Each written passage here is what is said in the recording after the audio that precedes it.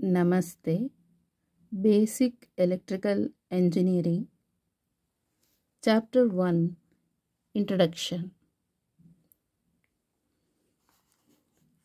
Next topic, charge carriers.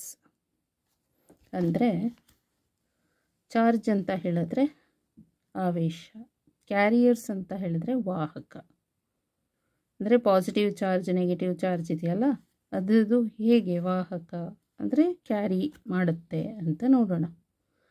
The atoms in a metal such as copper, aluminium etcetera are packed together to form a solid ಅಂತ ಹೇಳಿದ್ರೆ, ಲೋಹದಲ್ಲಿನ, metal ಅಂತ ಹೇಳಿದ್ರೆ ಲೋಹದಲ್ಲಿನ atoms ಅಂದರೆ ಪರಮಾಣು, ಲೋಹದಲ್ಲಿನ ಪರಮಾಣುಗಳು ಅಂದರೆ ಸಚ್ ಆಸ್ ಕಾಪರ್ ಅಂದರೆ ತಾಮ್ರ, ಅಲ್ಯೂಮಿನಿಯಂ ಎಕ್ಸೆಟ್ರಾ ಅಂದರೆ ಇತ್ಯಾದಿ, are packed together to form a solid ಅಂತ ಹೇಳಿದ್ರೆ ಘನವನ್ನು ರೂಪಿಸಲು ಒಟ್ಟಿಗೆ ಪ್ಯಾಕ್ ಮಾಡಲಾಗುತ್ತದೆ. ಇದನ್ನು ಇಲ್ಲಿ ಲೋಹದಲ್ಲಿನ ಪರಮಾಣುಗಳು ಅಂದರೆ ಯಾವುದೆಲ್ಲ, ತಾಮ್ರ, ಅಲ್ಯೂಮಿನಿಯಂ, ಕಾಪರ್, ಅಲ್ಯೂಮಿನಿಯಂ ಎಕ್ಸೆಟ್ರಾ, ಘನವನ್ನು ರೂಪಿಸಲು ಒಟ್ಟಿಗೆ ಪ್ಯಾಕ್ ಮಾಡ್ತಾರೆ. ಇದನ್ನು the atoms in a metal such as copper and aluminium, etcetera are packed together to form a solid. ಘನವಸ್ತು ಬೇಕು, ಸಾಲಿಡ್ ಆಗಬೇಕು ನಮಗೆ, ಗೊತ್ತಾಯ್ತಲ್ಲ. ಈ ಥರ ಮಾಡಲಿಕ್ಕೋಸ್ಕರ ನಾವೇನು ಮಾಡ್ತೀವಿ, ಆ ಮೆಟಲ್ ಇದೆಯಲ್ಲ, ಆ ಮೆಟಲ್ದು ಆಟಮ್ಸ್ನೆಲ್ಲನೂ ನಾವು ಒಂದು ಪ್ಯಾಕ್ ಮಾಡೋದು, ಗೊತ್ತಾಯ್ತಲ್ಲ.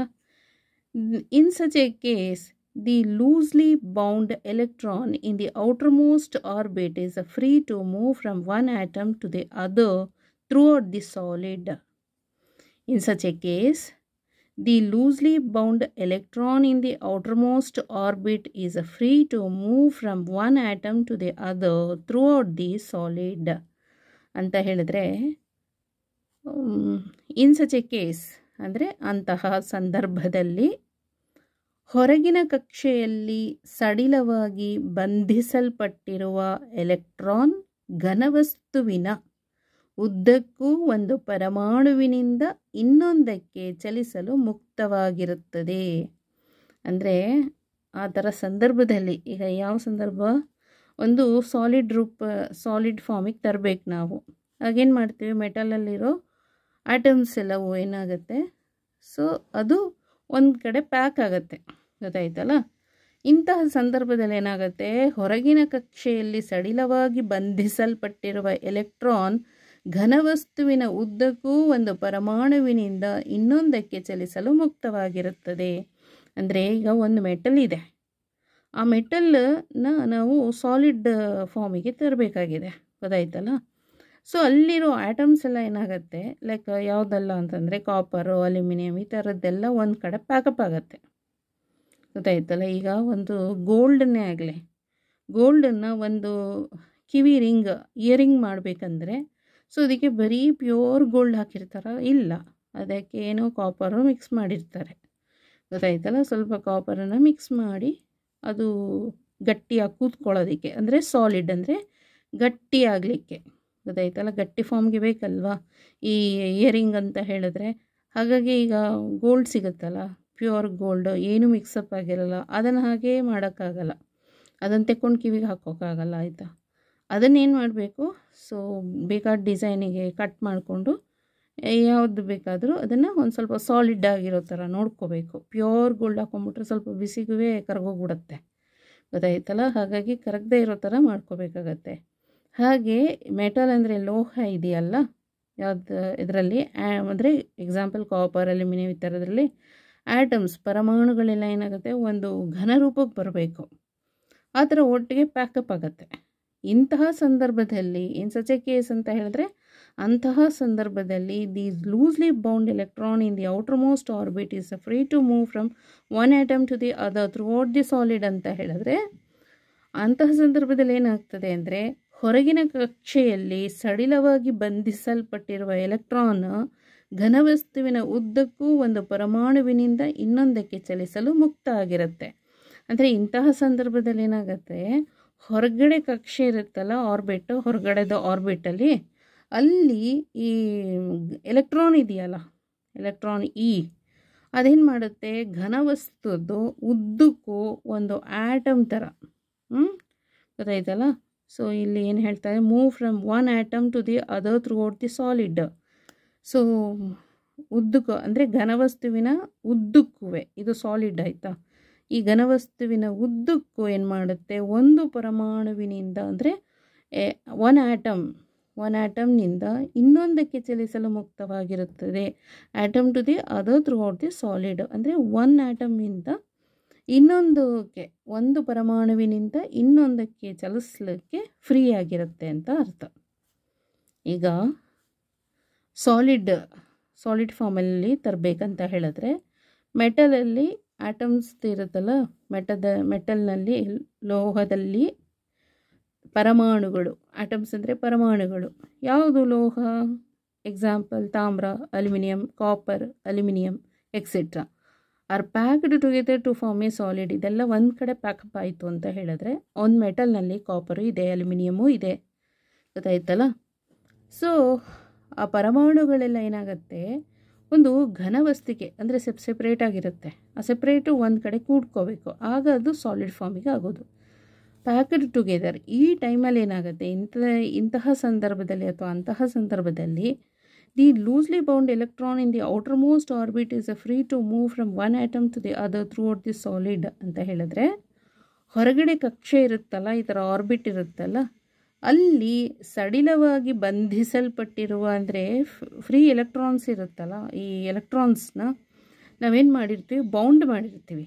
ಅದೇನಾಗುತ್ತೆ, ಈ ಸಾಲಿಡಲ್ಲಿರೋ ಥಿಂಗ್ಸ್ ಇರುತ್ತೆ, ಸಾಲಿಡ್ದು ಆರ್ಬಿಟ್ ಇದೆಯಲ್ಲ, ಇದರದ್ದು ಉದ್ದಕ್ಕೂ ಒಂದು ಪರಮಾಣುವಿನಿಂದ ಅಂದರೆ ಒನ್ ಆಟಮಿನಿಂದ ಇನ್ನೊಂದಕ್ಕೆ ಚಲಿಸಲು ಫ್ರೀ ಆಗಿರುತ್ತೆ.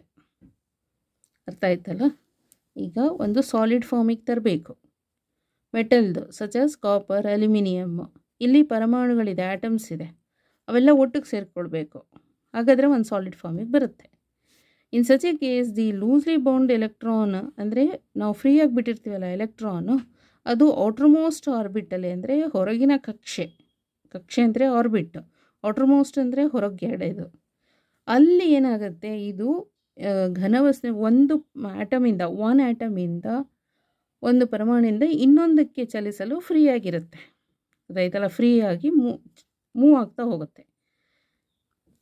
So such electrons are called free electrons. ಅಂತಹ ಎಲೆಕ್ಟ್ರಾನ್ಗಳನ್ನು ಮುಕ್ತ ಎಲೆಕ್ಟ್ರಾನ್ಗಳು ಎಂದು ಕರೆಯಲಾಗುತ್ತದೆ.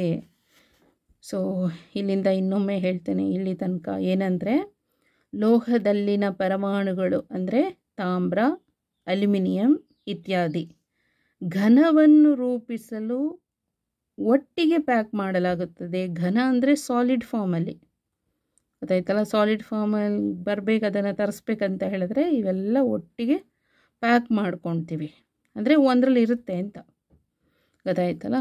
ಇನ್ such a case the loosely bound electron in the outermost orbit is free to move from one atom to the other throughout the solid ಅಂತ ಹೇಳಿದ್ರೆ, ಅಂತಹ ಸಂದರ್ಭದಲ್ಲಿ ಏನಾಗುತ್ತೆ, ಹೊರಗಿನ ಕಕ್ಷೆಯಲ್ಲಿ ಸಡಿಲವಾಗಿ ಬಂಧಿಸಲ್ಪಟ್ಟಿರುವ ಎಲೆಕ್ಟ್ರಾನ್ ಘನವಸ್ತುವಿನ ಉದ್ದಕ್ಕೂ ಒಂದು ಪರಮಾಣುವಿನಿಂದ ಇನ್ನೊಂದಕ್ಕೆ ಚಲಿಸಲು ಮುಕ್ತವಾಗಿರುತ್ತದೆ.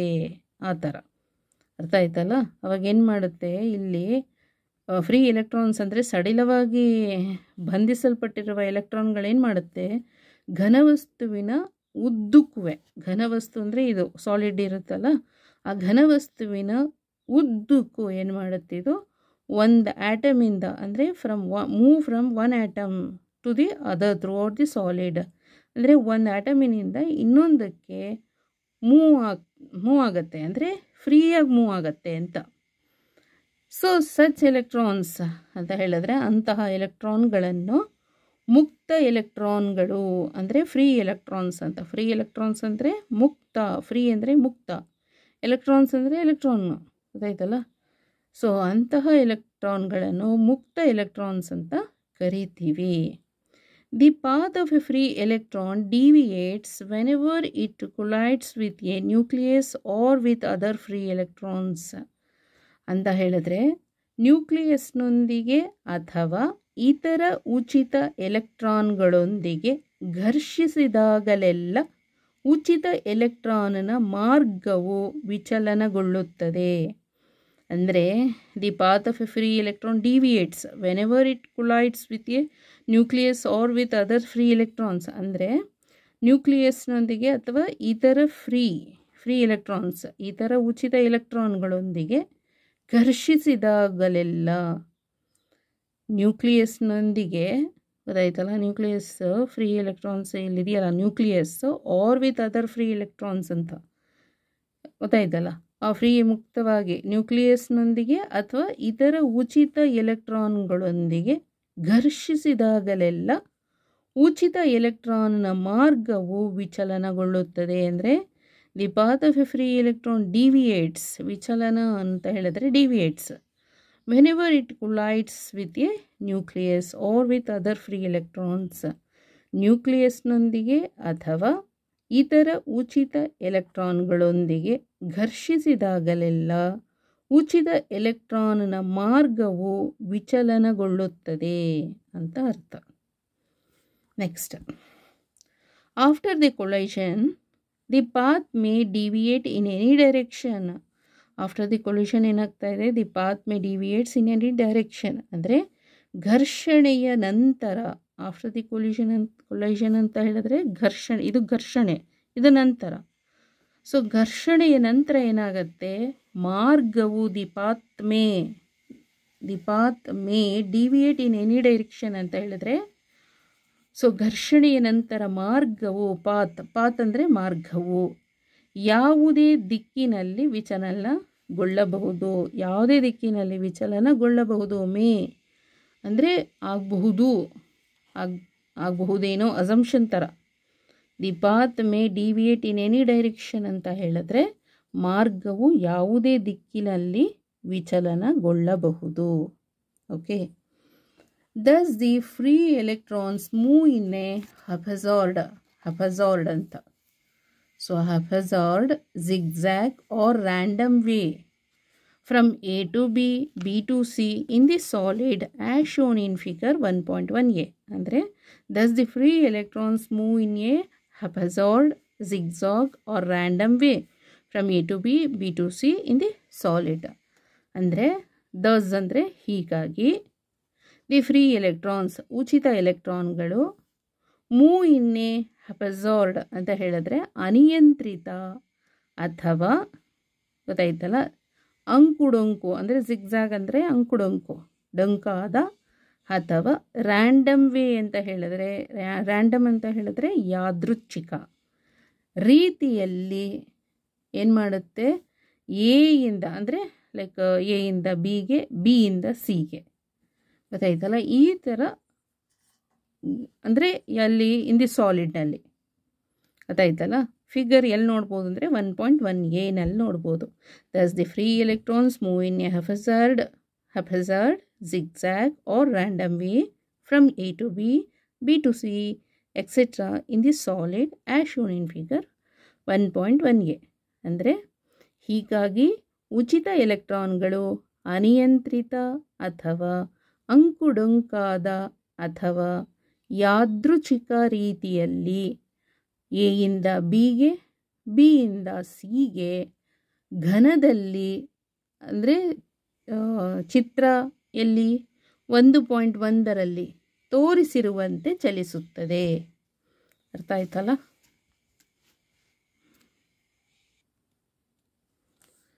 ಇದು figure 1.1 random motion of electrons, ಅಂದರೆ ಎಲೆಕ್ಟ್ರಾನ್ಗಳ ಯಾದೃಚ್ಛಿಕ ಚಲನೆ ಅಂತ. ರ್ಯಾಂಡಮ್ ಅಂತ ಹೇಳಿದ್ರೆ ಯಾದೃಚ್ಛಿಕ, ಮೋಷನ್ ಅಂದರೆ ಚಲನೆ, ಎಲೆಕ್ಟ್ರಾನ್ಸ್ ಅಂತ ಹೇಳಿದ್ರೆ ಎಲೆಕ್ಟ್ರಾನ್ಗಳದು. N1 ಎಲೆಕ್ಟ್ರಾನ್ಸ್, N2 ಎಲೆಕ್ಟ್ರಾನ್ಸ್ ಇದು. ಸೊ ಇಲ್ಲಿ ಆಟಮ್ ಇದೆ ಗೊತ್ತಾಯ್ತಲ್ಲ. ಎ ಏನು ಮಾಡುತ್ತೆ, ಬಿಗೆ ಮೂವ್ ಆಗುತ್ತೆ, ಬಿಯಿಂದ ಸಿಗೆ, ಸಿಯಿಂದ ಡಿಗೆ, ಡಿಯಿಂದ ಇಗೆ, ಇಯಿಂದ ಎಫ್ಗೆ, ಎಫಿಂದ ಜಿಗೆ ಗೊತ್ತಾಯ್ತಲ್ಲ. ಈ ಥರ ಮೂವ್ ಆಗೋದು. So next, when A free electron moves it carries a negative charge with it ಅಂತ ಹೇಳಿದ್ರೆ, ಮುಕ್ತ ಎಲೆಕ್ಟ್ರಾನ್ ಚಲಿಸಿದಾಗ ಅದು ಋಣಾತ್ಮಕ ಆವೇಶವನ್ನು ಹೊಂದಿರುತ್ತದೆ. ಯಾವಾಗ ಫ್ರೀ ಎಲೆಕ್ಟ್ರಾನ್ಸ್ ಮೂವ್ ಮಾಡೋಕ್ಕೆ ಶುರು ಮಾಡುತ್ತೋ ಆಗೇನಾಗುತ್ತೆ, it carries a negative charge with it ಅಂತ ಹೇಳಿದ್ರೆ ಅದು ಋಣಾತ್ಮಕ ಆವೇಶವನ್ನು ಹೊಂದಿರುತ್ತದೆ. ಯಾವಾಗ ಫ್ರೀ ಎಲೆಕ್ಟ್ರಾನ್ಸ್ ಮೂವ್ ಆಗುತ್ತೆ ಆಗೇನಾಗುತ್ತೆ, ಅದು ಅದರಲ್ಲಿ ಏನಿರುತ್ತೆ ನೆಗೆಟಿವ್ ಚಾರ್ಜನ್ನು ಹೊಂದಿರುತ್ತೆ, ಅಂದರೆ ಕ್ಯಾರಿ ಮಾಡುತ್ತೆ. ಅದಾಯ್ತಲ್ಲ. Next, hence the free electrons in a metal work as charge carriers. ಅಲ್ಲಿಗೆ hence the free electrons in a metal work as charge carriers. ಆದ್ದರಿಂದ ಹೆನ್ಸ್ ಅಂದರೆ ಆದ್ದರಿಂದ ಲೋಹದಲ್ಲಿರುವ, ಮೆಟಲ್ ಅಂದರೆ ಲೋಹದಲ್ಲಿರುವ ಮುಕ್ತ ಎಲೆಕ್ಟ್ರಾನ್ಗಳು, ಫ್ರೀ ಎಲೆಕ್ಟ್ರಾನ್ಸ್ ಅಂದರೆ ಮುಕ್ತ ಎಲೆಕ್ಟ್ರಾನ್ಗಳು, ಗೊತ್ತಾಯ್ತಲ್ಲ, ಪ್ಲೂರಲ್ ಇದೆ, ಎಲೆಕ್ಟ್ರಾನ್ಗಳು. ವರ್ಕ್ ಆ್ಯಸ್ ಚಾರ್ಜ್ ಕ್ಯಾರಿಯರ್ಸ್ ಅಂತ ಹೇಳಿದ್ರೆ ಚಾರ್ಜ್ ಕ್ಯಾರಿಯರ್ ಆಗಿ ಕಾರ್ಯನಿರ್ವಹಿಸುತ್ತವೆ, ವರ್ಕ್ ಮಾಡೋಕ್ಕೆ ಶುರು ಮಾಡುತ್ತವೆ. ಆದ್ದರಿಂದ ಏನು ಮಾಡುತ್ತೆ, ಫ್ರೀ ಎಲೆಕ್ಟ್ರಾನ್ಸ್, ಮೆಟಲ್ನಲ್ಲಿರೋ ಫ್ರೀ ಎಲೆಕ್ಟ್ರಾನ್ಸ್ಗಳೆಲ್ಲ ಏನು ಮಾಡುತ್ತೆ, ಚಾರ್ಜ್ ಕ್ಯಾರಿಯರ್ಸ್ ಆಗಿ ವರ್ಕ್ ಮಾಡೋದಕ್ಕೆ ಶುರು ಮಾಡಿಕೊಳ್ಳುತ್ತವೆ. ಇನ್ semiconductors such as germanium and silicon, there are two kinds of charge carriers. First, ಇಲ್ಲಿ ಚಾರ್ಜ್ ಕ್ಯಾರಿಯರ್ಸ್ ಅಂತ ಬಂತಲ್ಲ, ಸೆಮಿಕಂಡಕ್ಟರ್ ಅಂತ ಹೇಳಿದ್ರೆ ಅರೆವಾಹಕ ಅಂತ. ಸೆಮಿಕಂಡಕ್ಟರ್ಸ್ ಅರೆವಾಹಕ ಯಾವುದೆಲ್ಲ ಅಂತ ಹೇಳಿದ್ರೆ ಜರ್ಮೇನಿಯಂ ಮತ್ತು silicon. There are two kinds of charge carriers. So ಎರಡು ರೀತಿಯ ಚಾರ್ಜ್ ವೃತ್ತಿಗಳಾಗಿವೆ. ಅಂದರೆ ಕ್ಯಾರಿಯರ್ಸ್ ಅಂತ ಹೇಳಿದ್ರೆ ವಾಹಕ, ಕ್ಯಾರಿ ಮಾಡುವಂಥದ್ದು. ಸೊ ಇಲ್ಲಿ ಇನ್ ಸೆಮಿಕಂಡಕ್ಟರಲ್ಲಿ there are two kinds of charge carriers. ಸೆಮಿಕಂಡಕ್ಟರಲ್ಲಿ ಎರಡು ರೀತಿದು ಚಾರ್ಜ್ ಅಂದರೆ ಆವೇಶ, ಕ್ಯಾರಿಯರ್ಸ್ ಅಂತ ಹೇಳಿದ್ರೆ ವಾಹಕ.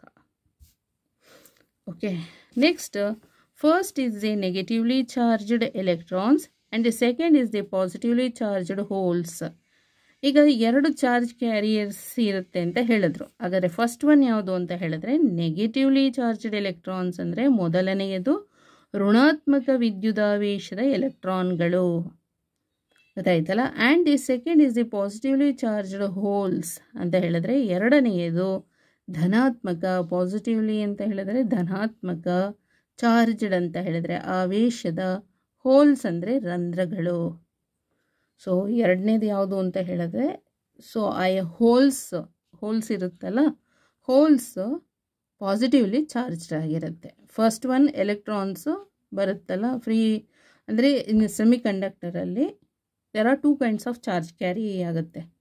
ಒಂದು ನೆಗೆಟಿವ್ಲಿ ಚಾರ್ಜ್ಡ್, ಅದು ಎಲೆಕ್ಟ್ರಾನ್ಸ್, ಮತ್ತೊಂದು ಪಾಸಿಟಿವ್ಲಿ ಚಾರ್ಜ್ಡ್, ಅದು ಬಂದು ಹೋಲ್ಸ್.